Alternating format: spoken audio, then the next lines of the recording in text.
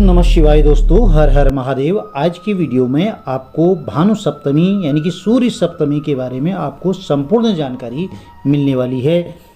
मित्रों, सूर्य सप्तमी का पर्व आषाढ़ शुक्ल पक्ष को मनाया जाता है। ज्योतिषीय गणना में इस वर्ष 25 जून 2023 को उत्तरा भाद्रपद नक्षत्र और शोभन योग में यह पर्व मनाया जाएगा।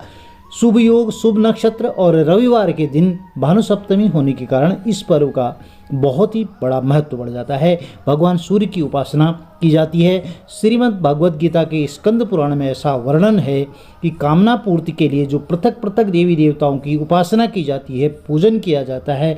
जैसे घर में अन्न धन धान्य के लिए माँ अन्नपूर्णा की पूजा की जाती है, विद्या प्राप्ति के लिए सरस्वती मैया और शंकर भगवान की पूजा की जाती है, ग्रस्त जीवन के लिए जो है माँ नव दुर्गा का पूजन किया जाता है, उत्तम स्वास्थ्य की प्राप्ति के लिए भगवान सूर्य की उपासना की जाती है, उनका पूजन किया जाता है।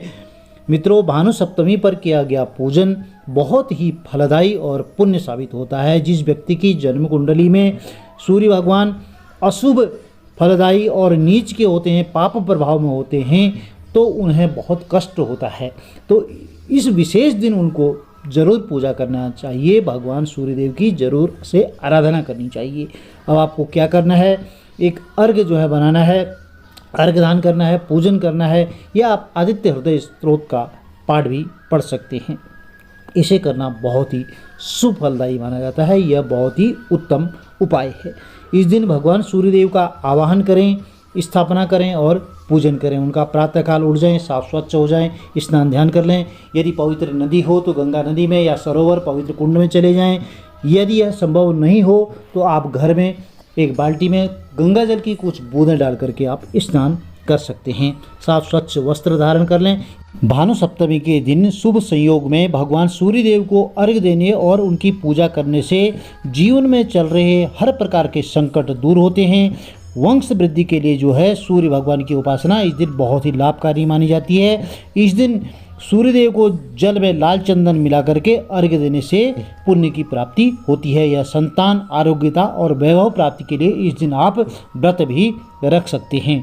प्रातः, मध्याह्न और संध्या में सूर्य उपासना का विशेष महत्व माना जाता है। सर्वप्रथम वैदिक और पौराणिक मंत्रों के साथ भगवान सूर्यदेव की पूजा की जाती है, उपासना की जाती है। फिर तांबे की एक थाली ले सकते हैं, उसमें रौली और लाल चंदन से सूर्य भगवान की कल्पना करें। यंत्र हो, सूर्य यंत्र या अष्टदल बना करके सूर्य नारायण की प्रतिष्ठा करें और खड़े होकर के अर्घ्य को दाहिने हाथ में रखें। फिर बाएं हाथ को जो है दाहिने हाथ के नीचे रख करके अर्घ्य में जल, कुमकुम, रोली, लाल चंदन, पुष्प डाल करके भगवान सूर्य का ध्यान करें और जल चढ़ाएं। 3 अर्घ्य कम से कम भगवान सूर्यदेव को दें। अर्घ्य दान के बाद उसी पात्र में आपको गंधाक्षत आदि से भगवान सूर्य का पूजन करना है। अंत में भगवान सूर्य को पृथ्वी पर झुक करके प्रणाम किया जाता है। प्रणाम करने से पूर्व आपको कुछ मंत्रों का पाठ करना चाहिए। हमारी वैदिक परंपरा के अनुसार जो मनुष्य इस विधि विधान से पूजन करता है उसकी मनोकामनाएं अवश्य पूर्ण होती हैं, उसका स्वास्थ्य उत्तम रहता है। यदि प्रत्येक दिन आप सूर्य पूजन कर सकते हैं तो आपके लिए बहुत ही उत्तम रहेगा, अच्छा रहेगा। भानु सप्तमी को मित्रों शीतला सप्तमी भी कहा जाता है। गुप्त नवरात्रि की सप्तमी पड़ रही है तो इस दिन बहुत ही शुभ योग बन रहा है। ये बहुत ही पुण्य का काम है आपके लिए यदि उपाय करते हैं। माँ शीतला का पूजन बहुत फलदायी होता है। हमारे शास्त्रों में सूर्य नमस्कार के 12 नाम अलग अलग बताए गए हैं और 12 अलग अलग आसन भी बताए गए हैं। इन आसन के द्वारा यदि आप योग करते हैं तो आपका शरीर बिल्कुल स्वस्थ रह सकता है। यदि आपकी कुंडली में सूर्य कमज़ोर है, सूर्य ग्रह यदि नीच का है, पाप प्रभाव में है, तो आप यह कार्य करते हैं तो ज़रूर आपको सफलता मिलेगी। अब सूर्य के कमज़ोर होने से क्या क्या प्रभाव पड़ते हैं आपके शरीर पर? आपके नेत्र से संबंधित रोग हो सकता है, अस्थियों से संबंधित रोग हो सकता है, त्वचा स्किन से प्रॉब्लम आपको हो सकती है, और आपका जो थिंकिंग है वो वीक हो सकती है, आपका जो कॉन्फिडेंस है वो लो हो सकता है, और जो आपके पिता से संबंध हैं उसमें बाधा हो सकती है। तो आप इन सब से बचने के लिए भगवान सूर्य की इस दिन उपासना करें। यदि नित्य कर सकते हैं तो बहुत ही अच्छा रहेगा। आपके नेत्र रोग से संबंधित जो कोई समस्या है वह भी आपके लिए दूर होगी। तो मित्रों, ये छोटे छोटे से उपाय हैं। यदि आप भानु सप्तमी के दिन, शीतला सप्तमी के दिन अगर करते हैं, रविवार का दिन भी पड़ता है इस दिन, बहुत ही आपके लिए शुभ होगा। आप यही सूर्य सहस्रांशो तेजो राशि जगतपति अनुकंपय माम भक्त्या ग्रहार्घ दिवाकरो, भगवान सूर्य को इस तरह से जो है आप अर्घ दें। या आपको क्या करना है, ओम आदित्याय नमः, आपको नहीं आता कोई मंत्र नहीं आते, ओम भास्कराय नमः, या फिर सूर्य के 12 नाम हैं जो आदित्याय नमः, खगाय नमः, मित्रवे नमः, अर्काय नमः, इस तरह 12 नाम हैं सूर्य भगवान के।